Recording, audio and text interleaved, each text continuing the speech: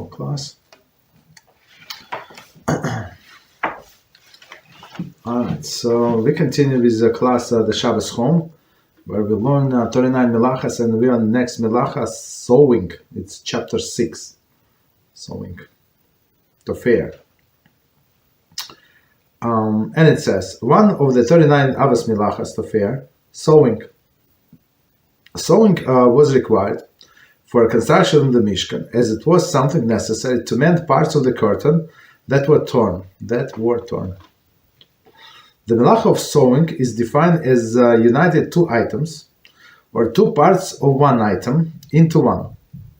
It is not limited to specific case of using threads to connect strips of cloth, but includes all of the sorts of mending, such as gluing and taping.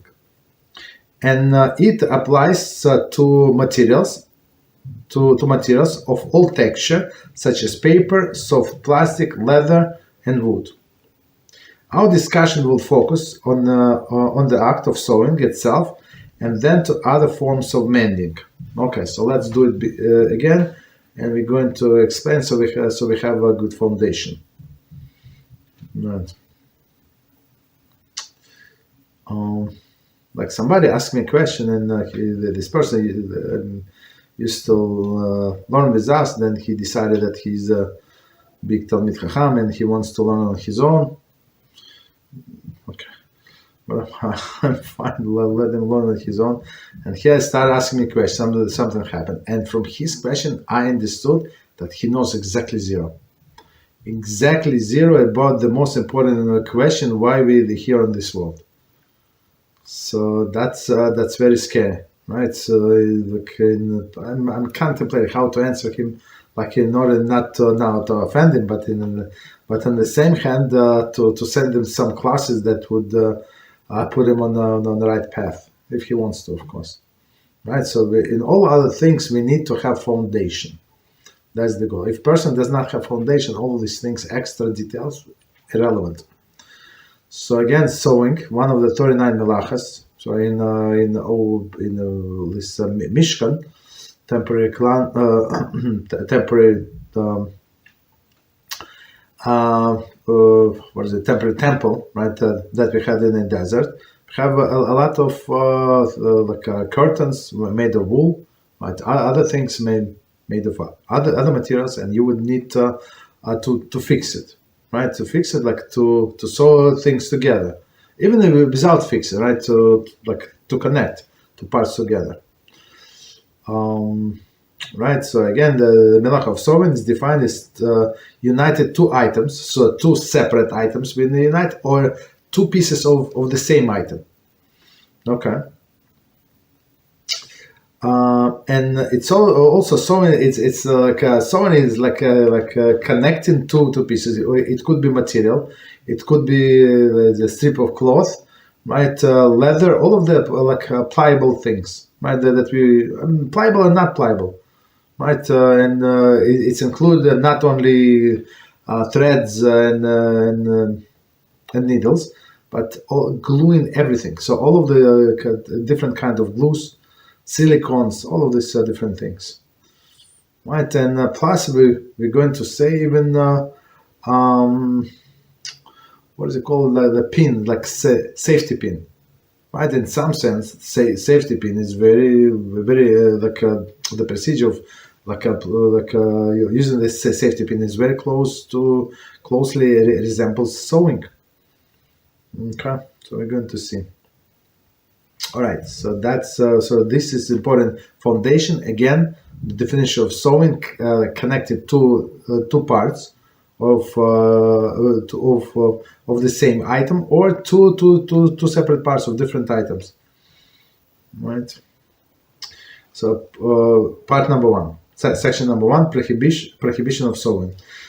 A general rule of prohibition under biblical law. The minimal act of that is defined as sewing is drawing the thread back and forth through the two pieces of fabric.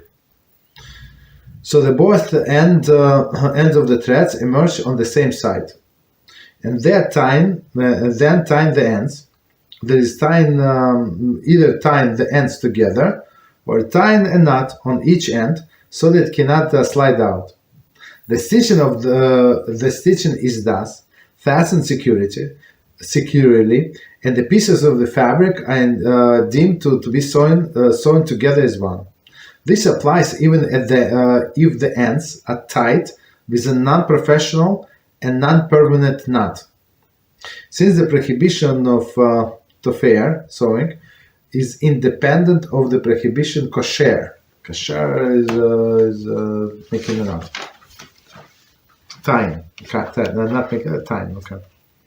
If one draws a thread back and forth through the two pieces of fabric and ties the ends in a permanent or professional knot, so about knots, it says we're going to talk about on page 201, so I mean,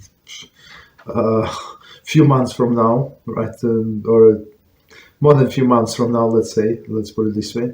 He transgressed the prohibition of tying in addition to that of sewing. So with one action, a person can incur several prohibitions. As we said, for example, when we were talking about in that book of Chofetz Chaim, like in the very beginning, we said a person can transgress up to 21 prohibitions, like positive and negative. Of course, it's like it's not probable, but to just to understand the magnitude. Okay, 21 not probable, but 7, 10, 7 or 3 or 10, it's possible and probable with the same action. Another act that is considered as sewing under the biblical law is drawing the thread through the fabric 3 or more times, even without tying the ends. These two securely fasten the two pieces, since the triple stitching does not normally come free by itself. By rabbinic decree, it is forbidden to draw the threads back and forth through two pieces of fabric, even without tying the ends of the thread. It is permitted, however, to draw the threads through the fabric once and even tie the ends together with a permanent type of knot, see chapter 13, okay?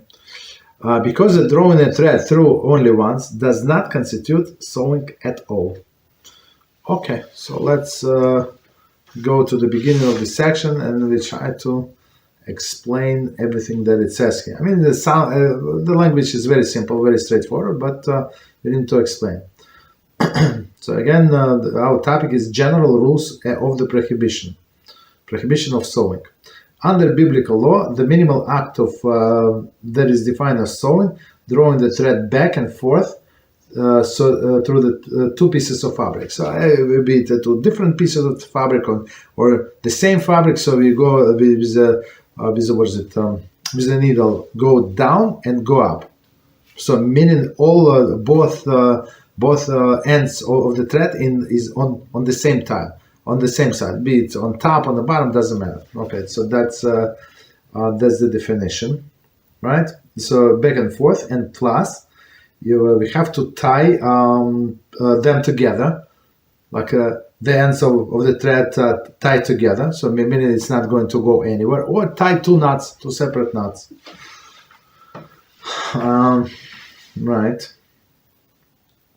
The stitch is thus fastened securely, and the pieces of fabric are deemed to be sewn together as one. So that's a classic, right? So I mean, it's this thread is not going anywhere. So if you use, for example, this safety pin, for sure, like if it's closed safety pin, it's not going to go anywhere. If you use some kind of glue, right? Of course, with glue, there's no going up and down, right? That's it. You put some glue. Like press something, or even without pressing, just put something on top of glue. It's got glue. That's it. Even in one like tiny drop of glue, that's and glued two pieces together. That's a definition. That's violation of this Melachah. Right. So meaning it's not going to be undone by itself. Right, so meaning what if you put some like two pieces of paper one on top of the other, they're not sewn, they're not glued together, so you can take one out. But if you put if people put something like people used to make a glue, from what from the most popular, right? You take flour, right? Flour, add some water, mix it, and it's best glue. So I remember when I was little, so that's what people do. Like in the winter, we had to like put paper, paper to close all the stitches in the window, in the between the windows. Otherwise, you it would be very cold. The draft is going to come into the room. Would be very cold. Right, so that's of course, like, to buy the glue, it would be very expensive. That's what we did. All right, and it sticks very good to the paper and to the wood. Very good. Okay.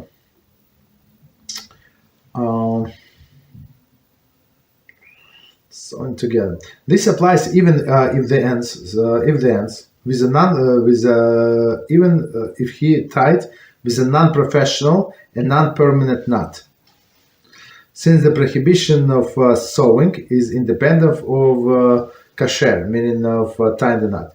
So meaning, so if we just go in and out with a thread and leave it like that, it could be undone by itself. But if you secure with a knot, it's not going to be undone by itself. And he said, what kind of knot? He said even non-professional knot. So what is a non-professional knot? So not that a non-permanent knot. So non-permanent knot, it's a knot in a bow, right? Or some slip knot is also not permanent knot, but for sure it's going to stay there and unless you pull one end, right? So that would be absolutely forbidden. Okay, and we said with a tiny knot, so a person can well, two prohibitions, like sewing and tying. So continue. If one draws the thread back and forth through two pieces of fabric and ties the ends in a permanent or professional knot, he translates the prohibition of tying in addition to sewing. So what does it mean? Permanent knot would be double knot. Right, so for sure, double knot would not be done by itself, and all the difficult knots, for seamen would use, or in other professions. Right, people don't know how to do these professional knots. Okay, so that's Torah violation.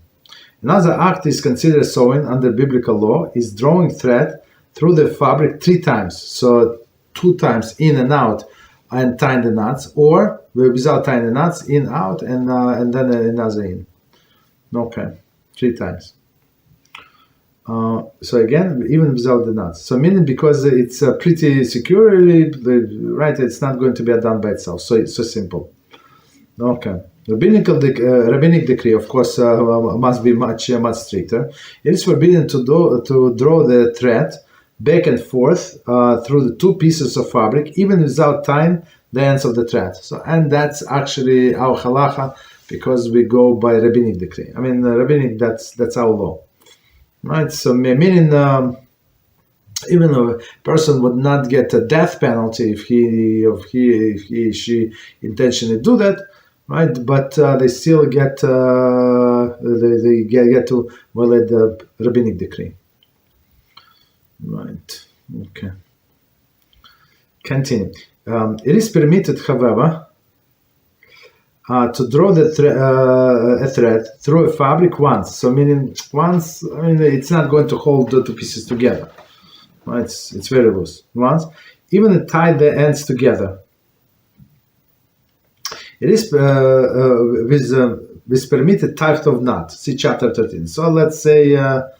I don't know, with one knot. So one knot is for sure it's allowed, because it can be done by itself, right? Or some slip knot also. Because drawing the thread through only once is not considered sewing at all. Okay, so that's not how you sew. Okay, so one time, no problem. So and we're going to use this approach where in using which call these safety pins.